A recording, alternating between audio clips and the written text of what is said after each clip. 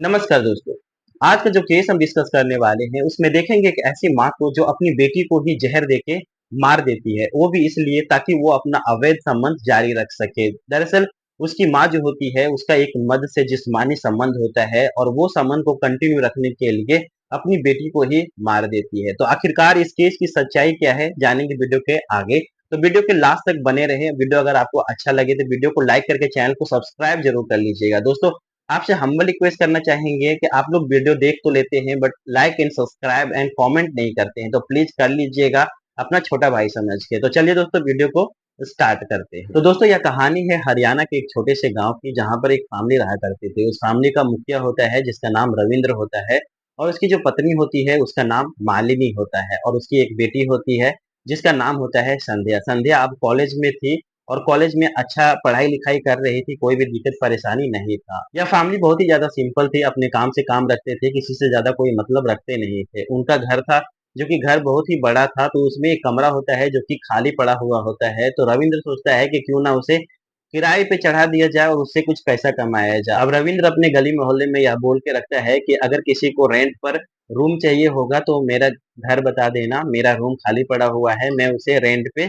चढ़ाना चाहता हूँ। अब कुछ दिन के बाद एक लड़का आता है जो कि रेंट पे रूम लेना चाहता था, और वह रविंद्र के घर पे पहुंच जाता है। अब रविंद्र के घर पे जैसे ही पहुंचता है तो वहां पे मालिनी होती है। अब मालिनी उस लड़के को रूम दिखाने लगती है। वो लड़का जो होता है उसका नाम रवि होता है, जो रिसेंटली एक कंपनी में ज्वाइन किया था, और वह कंपनी जो कि मालिनी के घर से बहुत ही ज्यादा नजदीक होता है। तो रवि जब रूम देखता है तो रवि को रूम बहुत ही ज्यादा पसंद आता है, और वह वहाँ पे रहने के लिए तैयार हो जाता है, और कुछ ही दिन में वहाँ पे शिफ्ट हो जाता है और वहाँ पे रहना चालू कर देता है। अब यहाँ तक तो सब कुछ ठीक ही चल रहा था, कोई भी दिक्कत परेशानी नहीं था। पूरे सबकी ज़िंदगी अच्छे से कट रही थी, लेकिन अब सबके ज़िंदगी में भूचाल आने वाली थी, क्योंकि जो रवि होता है, रवि एक दिन अपने कमरे में एक्सरसाइज कर रहा होता है, और वो भी खुले बदन। अब जब मालिनी होती है, वो मालिनी उसके कमरे की तरफ ही आ रही होती है। जब वह उसकी खिड़की से झाँक के देखती है तो रवि का सुडौल बॉडी देख के मालिनी एकदम से उसपे फिदा हो जाती है। उसपे देखते ही रह जाती है, क्योंकि रवि जो होता है वो बहुत ही ज़्यादा फिट होता है और बहुत ही ज़्यादा हैंडसम होता है। अब जो मालिनी होती है उसके दिल में रवि के लिए प्यार जाग जाता है, और वह बहाना ढूँढने लगती है रवि से बात करने के लिए। अब ऐसा कोई भी दिन नहीं होता है जब मालिनी रवि से नहीं टकराती है और उससे बात नहीं करती थी। अब ऐसे ही कई दिन गुज़र जाते हैं। अब एक दिन की बात होती है जब संध्या अपने कॉलेज गई हुई थी और रविंद्र अपने ड्यूटी पे गया हुआ था, तो रवि अपने रूम में ही था, और मालिनी जो थी वो मौका देख के रवि के कमरे में चली जाती है और उससे बातें करने लगती है। अब उससे बातें करते-करते बहुत ही ज़्यादा बात करने लगते हैं और दोनों एक-दूसरे में बहुत ही ज़्यादा खुल जाते हैं। अब ऐसे ही कई दिन चलने लगते हैं। अब एक दिन की बात होती है जब वापस से रविंद्र ड्यूटी पे गया होता है और संध्या कॉलेज में गई होती है, और रवि किसी वजह से अपनी जॉब पे नहीं गया होता है, वह कमरे में ही होता है। तो मालिनी मौका देख के रवि के कमरे में चली जाती है और दोनों फिर से बातें करने लगते हैं। और आज जो बातें कर रहे थे तो इससे ऐसा लग रहा था रवि को जैसा कि मालिनी जो है उसे कुछ कहना चाहती है, उसे इशारों इशारों में कुछ बताना चाहती है, लेकिन रवि समझ नहीं पाता है। फिर जो मालिनी होती है वो बातें करते करते रवि के पैर पे अपना हाथ रख देती है। अब जो रवि होता है उसका हाथ हटाता नहीं है, क्योंकि रवि को भी अच्छा लगने लगता है। अब कहीं न कहीं एक दूसरे को दोनों पसंद करने लगे थे, बट एक दूसरे को बता नहीं पा रहे थे। सोच रहे थे कि अगर बता दिया, रवि को अगर बता दिया और रवि को बुरा लग गया और वह घर छोड़ के चला गया, तो उसके लिए अच्छा नहीं होगा, वो उसके बिना रह नहीं पाएगा। फिर रवि सोच रहा था कि अगर वो पहल करेगा, मालिनी को अगर वो सब कुछ बताएगा, तो अगर मालिनी को अगर ये सब चीज़ें पसंद नहीं आएगी, तो मालिनी उसे घर से निकाल देगी और फिर से उसे रूम ढूँढ के सेटल होना पड़ेगा। अब ये सब चीज़ें की वजह से वो पहल नहीं कर रहा था, और अब जब मालिनी उसके पैर पे हाथ रख के उसके बॉडी पे अपना हाथ फिराने लगी थी, तो जो रवि होता है वो समझ जाता है कि मालिनी आज कुछ ना कुछ तो तूफ़ानी करना चाहती है, और रवि यहाँ पे समझ जाता है कि मालिनी आज कुछ ना कुछ तो उसके साथ करना चाहती है, और रवि को समझते देर नहीं लगता है कि वो भी उसे पसंद करती है। अब एक-दूसरे को ये दोनों टकटकी लगा के देखने लगते हैं, और अचानक से ये दोनों गले मिल जाते हैं और एक-दूसरे को आई लव यू कहते हैं और एक-दूसरे के आगोश में खो जाते हैं। अब थोड़ी देर एक-दूसरे के साथ मस्ती करने के बाद रवि जो होता है वो मालिनी को अपने गोद में उठाता है और अपने बेड पे लेके चला जाता है, और उसके सारे कपड़े एक-एक करके उतार के फेंक देता है और अपने भी कपड़े उतार लेता है। अब जो मालिनी होती है वो एकदम से एक्साइटेड हो जाती है और दोनों एक-दूसरे के साथ संबंध बनाने लगते हैं। अब दोनों की सिचकारियाँ रूम से बाहर निकलने लगती है, दोनों बहुत ही ज़्यादा मौज कर रहे होते हैं और दोनों करीबन पौना घंटा तक दोनों एक-दूसरे के साथ सेक्स करते हैं, और फिर जब हो जाता है तो जो मालिनी होती है वो अपने कमरे पर आ जाती है। अब जो ये दोनों थे, दोनों की ज़िंदगी अच्छे से गुज़रने लगती है। दोनों को जब भी मौका मिलता है, मालिनी को जब मौका मिलता है, तो मालिनी रवि के कमरे पे आ जाया करती थी और दोनों एक-दूसरे के साथ जमकर सेक्स किया करते थे, संबंध बनाया करते थे। दोनों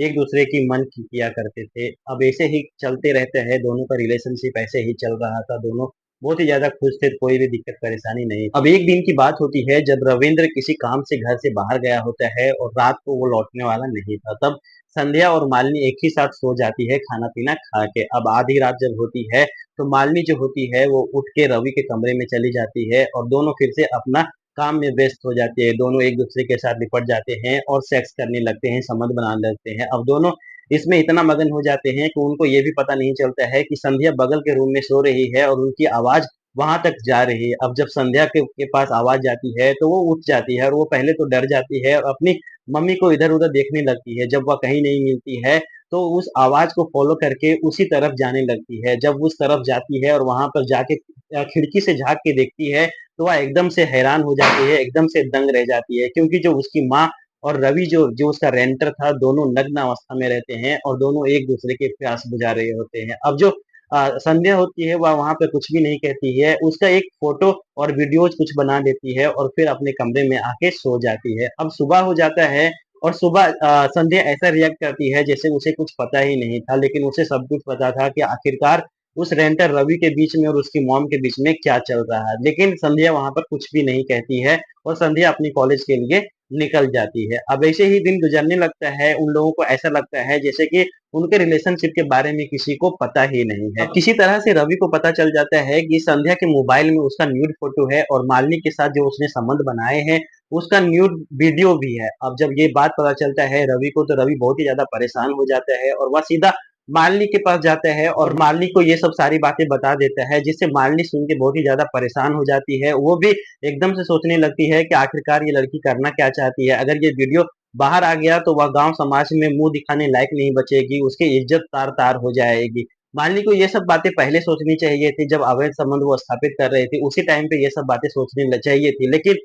वो सब बातें को इग्नोर कर देती है और अब आगे एक स्टेप आगे बढ़ जाती है और जो संध्या होती है उसे निपटाने के बारे में सोचने लगती है, उसके मर्डर करने के बारे में सोचने लगती है। वह सोचती है कि अगर वह उसका मर्डर कर देगी, तो ना वीडियो वो बाहर आएगा और ना ही किसी को इस संबंध के बारे में किसी को पता चलेगा और बाद में वो खुल के रवि के साथ संबंध बना सकेगी, कोई भी दिक्कत परेशानी नहीं होगी। अब जो मालिनी होती है वो मौका ढूँढने लगती है, मौके की तलाश में रहने लगती है कि आखिरकार कब मौका मिले और कब वो संध्या को निपटा दे। तो आखिरकार वो मौका आ ही जाता है जब रविंद्र फिर से अब एक दिन घर से बाहर जाने वाला था और रात में वो लौटने वाला नहीं था। तब मालिनी को ये मौका ठीक लगता है और जैसे रोज वो दूध दिया करती थी संध्या को, आज भी वो दूध गर्म करके संध्या को देती है, लेकिन आज के दूध में उसने जहर मिला दिया था। अब जब वह जहर वाला दूध पीती है संध्या और पी के जब वह सोती है तो वह सोई ही रह जाती है, अगली सुबह वह उठती ही नहीं है। अब जो मालिनी होती है वो रोने-धोने का नाटक करने लगती है, जिसका आवाज़ सुन के जो आजू-बाजू के लोग थे वो जमा हो जाते हैं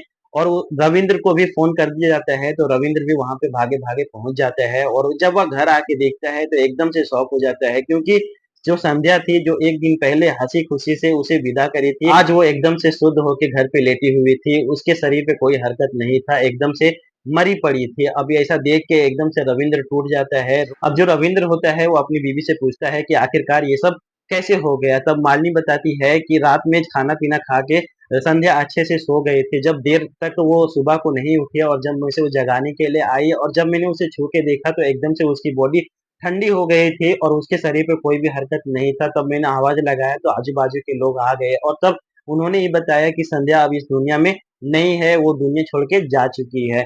अब जब रविंद्र ये बात को सुनता है तो उसे डाउट नहीं होता है अपनी बीवी पे क्योंकि उसे ये सब के बारे में ये सब जो संबंध थे, जो नाजायज़ संबंध थे उसकी बीवी के, उसके बारे में कोई भी शक नहीं था, कुछ भी पता नहीं था, जिसकी वजह से वह संध्या की मौत के बारे में कुछ भी डाउट नहीं होता है उसे और उसकी बॉडी को पोस्टमार्टम भी नहीं किया जाता है, ना ही कोई पुलिस रिपोर्ट बनता है। अब सारे लोग मिलके संध्या को दफना देते हैं क्योंकि हिंदू में रीति-रिवाज है कि अगर कुंवारी लड़की मरती है तो उसे दफनाया जाता है और संध्या को भी दफना दिया जाता है और अच्छे से उसका दाह संस्कार, अंतिम संस्कार उसका कर दिया जाता है। अब जो संध्या होती है वो पंच तत्वों में विलीन हो चुके थे और जो रविंद्र होता है वो बहुत ही ज्यादा दुखी रहने लगता है। उसे कुछ समझ में नहीं आ रहा था कि आखिरकार उसकी बेटी इस दुनिया को छोड़कर चली कैसे गई, क्योंकि उसके जीने की एक लौता सहारा जो कि संध्या थी अब वो भी जा चुकी थी। अब जो मालिनी थी वो मालिनी बहुत ही ज्यादा खुश थी क्योंकि उसके जो बीच का कांटा था वो निकल चुका था, संध्या अब इस दुनिया को छोड़ के जा चुकी थी।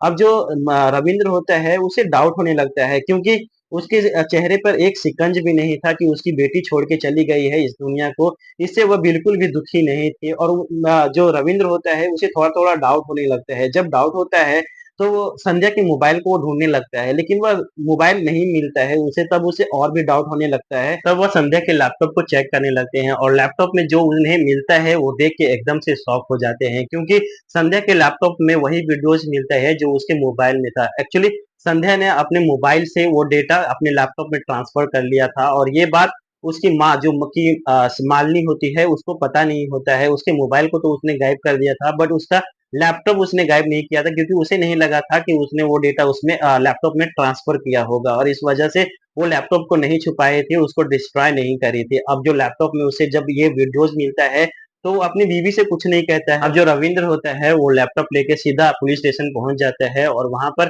अपनी बीवी और रवि के अगेंस्ट कंप्लेन लॉक करा देता है, उन्हें एक्यूज बताते हुए कि इन्होंने मेरी बेटी का मर्डर किया है। अब जब पुलिस वाले जब वीडियोज देखते हैं तो उन्हें भी ये डाउट होने लगता है और उन्हें ये भी लगता है कि इन दोनों ने मिलकर ही संध्या को मारा होगा। अब पुलिस वाले जैसे ही वो वीडियो देखते हैं एकदम से हरकत में आ जाते हैं और दोनों को गिरफ्तार कर ले जाता है, दोनों को पुलिस स्टेशन में लाया जाता है और दोनों से इन्वेस्टिगेशन स्टार्ट किया जाता है। स्टार्टिंग में तो दोनों मानने के लिए तैयार ही नहीं थे कि वो दोनों ने कुछ किया है। जब पुलिस वाले उन दोनों पर दबाव बनाते हैं, जब पुलिस वाले कड़ाई से पूछताछ करते हैं, थोड़ा तुड़ाई करते हैं, तो दोनों एक्सेप्ट कर लेते हैं कि उन्होंने आखिरकार मालिनी को मारा है। तो दोनों एक्सेप्ट कर लेते हैं तो पुलिस वाले जो संध्या थी, संध्या के बॉडी को फिर से कब्र से निकलवाया जाता है और उसे फिर से पोस्टमार्टम के लिए भेज दिया जाता है और पोस्टमार्टम में जो रिपोर्ट आता है सारे लोग जान के चौंक जाते हैं क्योंकि इसमें साबित हो जाता है कि जो मालिनी है वो सच में संध्या को जहर दी थी और जहर से ही उसका मौत हुआ था। अब पुलिस वालों को सबूत मिल गया था। अब जब सबूत मिल गया तो पुलिस वाले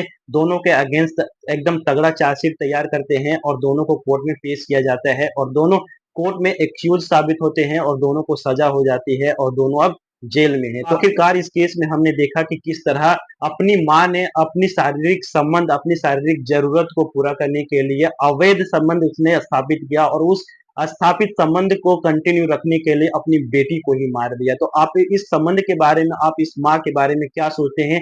कमेंट में जरूर बताइएगा और अगर वीडियो आपको अच्छा लगा हो तो वीडियो को लाइक करके चैनल को सब्सक्राइब जरूर कर लीजिएगा। तो चलिए दोस्तों, मिलते हैं आपसे नेक्स्ट वीडियो में, तब तक के लिए thank you and take care.